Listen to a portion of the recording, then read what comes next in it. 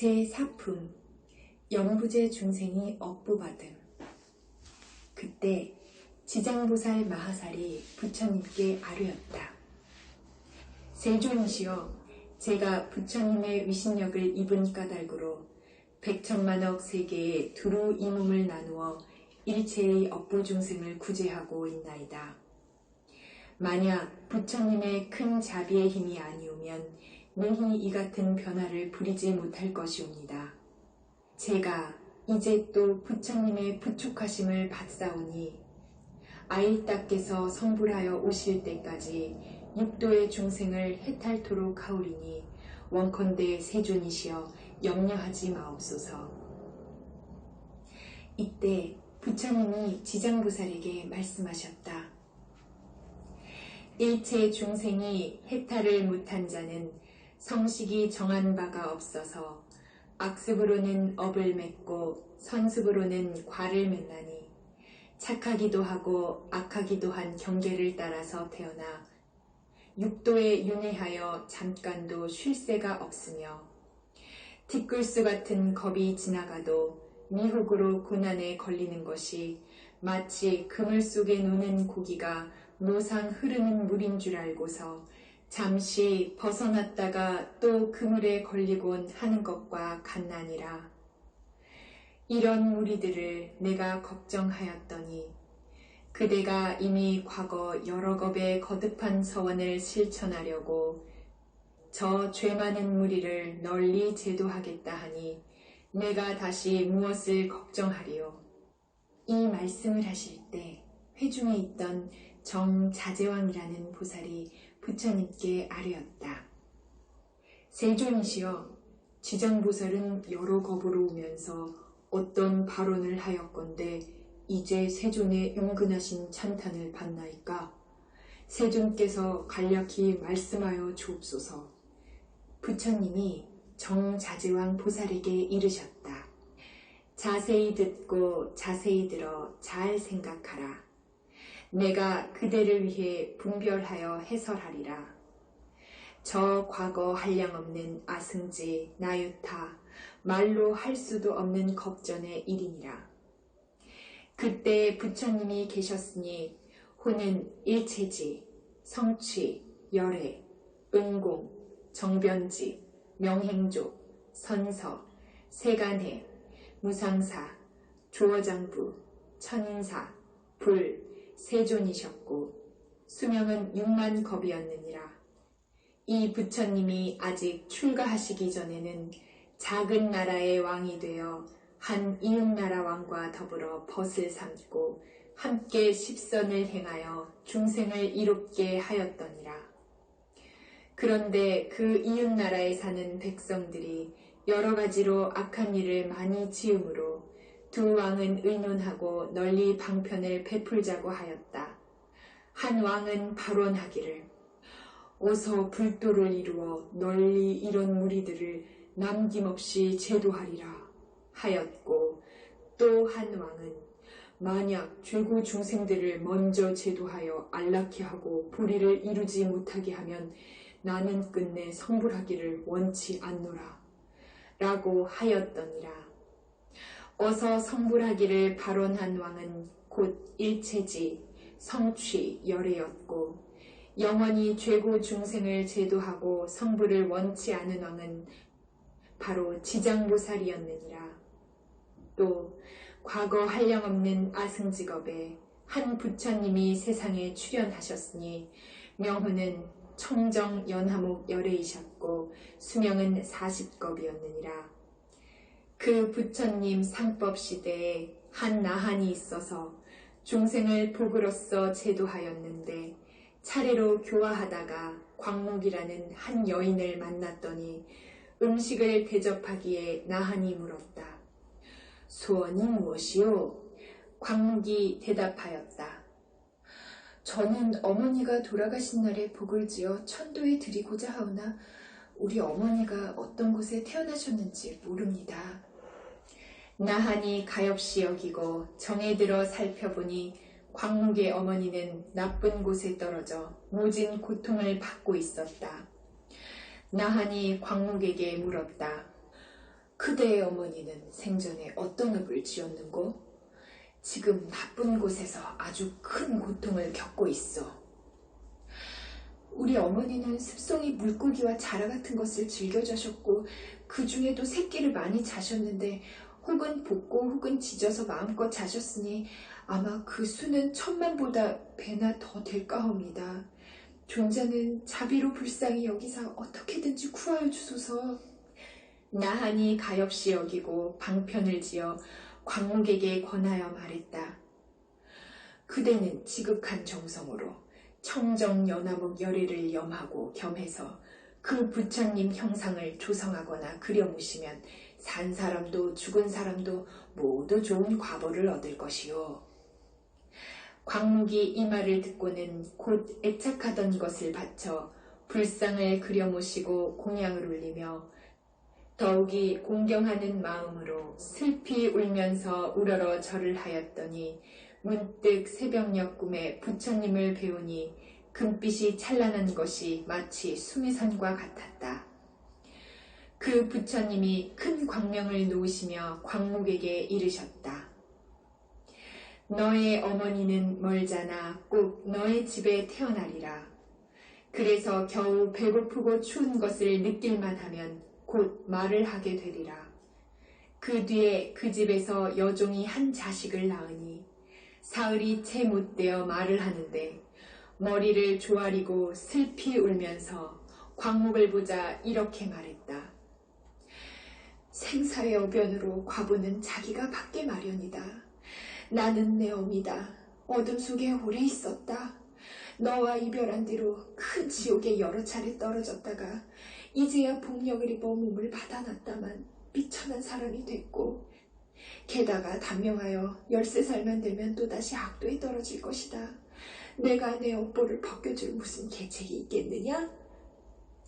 광목이 이 말을 듣고는 자기 어머니인 것을 의심치 않고 목매어 슬피 울면서 종의 자식에게 말했다. 이미 우리 어머니가 틀림없다면 본래 지은 죄를 알아야 합니다. 어떤 업을 지었기에 악도에 떨어졌습니까? 살생하고 헐뜯어 욕을 한 2가지 업으로 벌을 받았다. 만약 내가 복을 지어 나의 고난을 구제하여 주지 않았다면 이런 업으로서 도저히 벗어날 수 없었을 것이다. 광목이 물었다. 지옥의 죄보는 어떠하든가요? 종의 자식이 대답했다. 죄고받는 일은 차마 말로 할 수 없다. 100년을 두고 1000년을 두고 말하더라도 다 하기 어려울 것이다. 광목이 듣고는 통곡하며 울다가 허공을 향하여 말했다.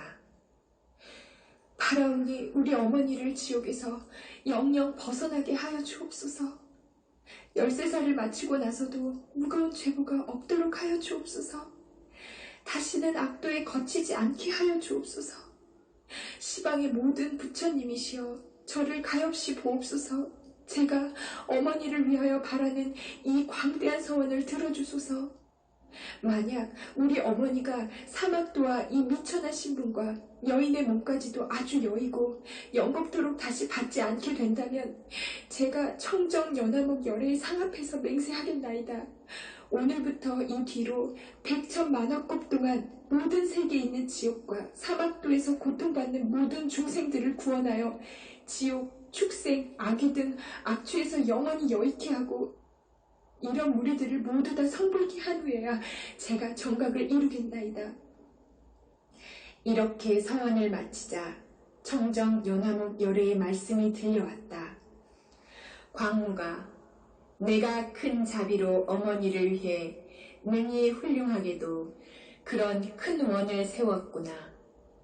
내가 보건대 너의 어머니가 13살이 차면 지금의 볼을 벗고 다음에 범지로 태어나서 헤아릴 수 없는 겁을 살다가 뒤에 불과를 이루고 널리 항하의 모래수 같은 인간과 하늘을 제도하리라 고 일러주셨더니라. 부처님이 또 말씀하셨다. 저 때의 광목을 북으로 제도한 나하는 곧 무진의 보살이고 광목의 어머니는 곧 해탈 보살이며 광목 여인은 바로 지장보살이니라. 지나간 멀고 오랜 겁 중에 이렇게도 자비하여 항하 무레수와 같은 발언을 하고 널리 중생을 제도하였나니라. 미래세에 만약 어떤 남자나 여인이 선행을 하지 않는 자, 악행하는 자, 인과를 믿지 않는 자, 사음, 망언을 하는 자, 양설, 악구를 하는 자, 대승을 비방하는 자라면 이 같은 모든 죄업 중생들은 반드시 나쁜 곳에 떨어질 것이로되 만약 선지식을 만나 그의 권유로 손가락 한번 튕기는 사이라도 지장보살께 귀의하면 저 모든 중생들은 곧 사막도의 죄보에서 풀리게 되리라. 만약 능히 지극한 마음으로 귀의하여 공경하고 우러러 절하고 찬탄하며 향, 꽃, 의복, 갖가지 진귀한 보배나 음식으로 받들어 섬기는 자는 미래의 백천만겁 동안에 항상 여러 하늘에 살면서 아주 묘한 낙을 누리게 되고 만약에 천복이 다하여 인간에 하생하더라도 오히려 백천겁을 항상 재앙이 되어 능히 숙명의 인과 본말을 기억하리라. 정자제왕이여, 이와 같이 지장보살에게는 불가사의한 큰 미신력이 있어서 널리 중생을 이롭게 하노니 그대들 모든 보살은 마땅히 이 경을 기록하여 널리 선전하고 유포할지니라. 정자제왕 보살이 부처님께 아뢰었다.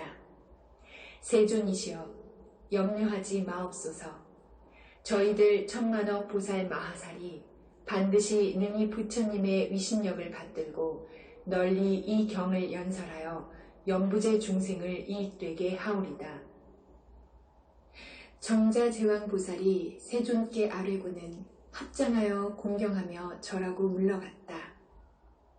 이때에 사방의 천왕이 함께 자리에서 일어나 합장하고 공경하며 부처님께 여쭈었다. 세존이시여, 지장보살은 오랜 겁으로 오면서 그와 같은 큰 원을 바라였는데 어찌하여 지금에 이르도록 아직도 중생들을 다 제도하지 못하고 또 광대한 서원을 바라옵니까? 세존이시여, 원컨대 저희들을 위하여 말씀하여 주소서. 부처님이 사천왕에게 말씀하셨다. 훌륭하고 훌륭하도다. 내 이제 그대들과 미래 현재의 하늘과 인간 무리들에게 널리 이익을 주기 위하여 지장보살이 사바세계 연부제 안의 생사의 길에서 자비로 일체의 죄고 중생을 구제하고 해탈시키는 방편에 대하여 말하리라. 사천왕이 말씀드렸다. 그렇게 하여 주옵소서. 세존이시여, 즐거이 듣고자 하옵니다. 부처님이 말씀하셨다. 지장보살이 오랜 겁으로 오면서 오늘에 이르기까지 중생들을 제도하여 해탈시켜 오지만 아직도 그 원을 다 마치지 못하였느니라. 이 세계의 죄고 중생을 사랑하고 가엾어하여 미래의 무량 겁으로 어배인이 이어져 끊이지 않음을 너무나 많이 보게 되므로 또 거듭 원을 바라느니라. 이러한 보살은 사바세계 연부제 안에서 백천만억 방편으로 교화하고 있나니라. 사천왕이여, 지장보살은 만약에 살생하는 자를 만나면 묵은 앙화로 단명하게 되는 보를 말해주고 만약에 도둑질하는 자를 만나면 빈궁하여 고초받는 보를 말해주며 만약에 사음하는 자를 만나면 공작이나 비둘기, 원앙새의 보를 말해주고 만약에 사나운 입을 놀리는 자를 만나면 권속과 다투는 보를 말해주며 만약에 회방하는 자를 만나면 혀가 없는 구창보를 말해주며 만약에 성내는 자를 만나면 얼굴이 더럽게 찌그러지는 보를 말해주며 만약에 인색하고 간탐하는 자를 만나면 구하는 바가 어긋나는 보를 말해주고 만약에 음식에 절도가 없는 자를 만나면 배고프고 목마르고 목에 병이 나는 보를 말해주며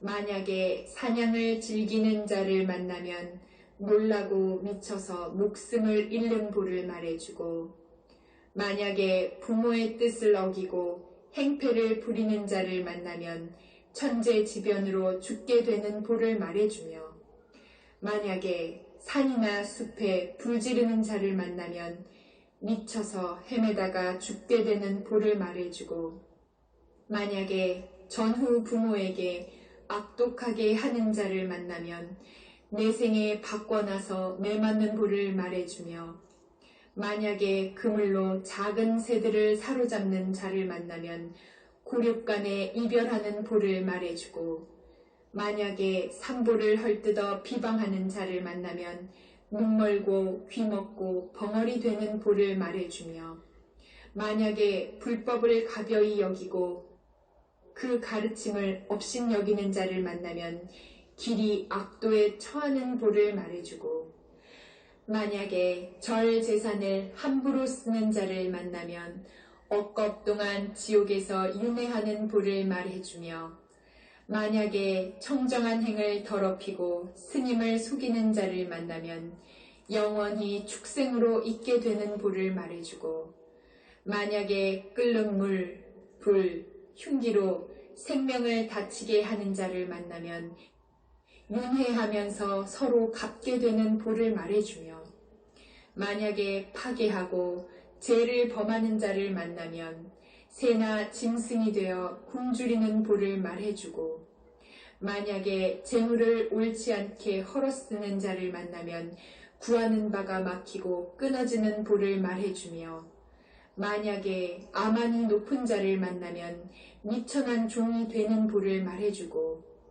만약에 두말로 이간질하여 싸움을 붙이는 자를 만나면 혀가 없든지 여럿이 되는 보를 말해주며, 만약에 소견이 삿된 자를 만나면 변방에 태어나는 보를 말해주나니라. 이런 등등의 연부제 중생이 몸과 입과 뜻으로 짓는 악습의 결과로 받게 되는 100,000가지 응보를 이제 대강 말하였거니와, 그러한 연부제 중생들의 업감의 차별을 따라 지장보살은 100,000방편으로 교화하고 있건만, 이런 중생들은 먼저 이 같은 보를 받고 뒤에는 지옥에 떨어져 여러 겁이 지나가도 벗어날 기약이 없느니라. 이런 까닭으로 그대들은 사람을 보호하고 나라를 보호하여 저런 중생들이 다른 중생을 미혹하지 말도록 하라. 사천왕이 듣고는 눈물을 흘리며 슬피 탄식하면서 합장하고 물러갔다.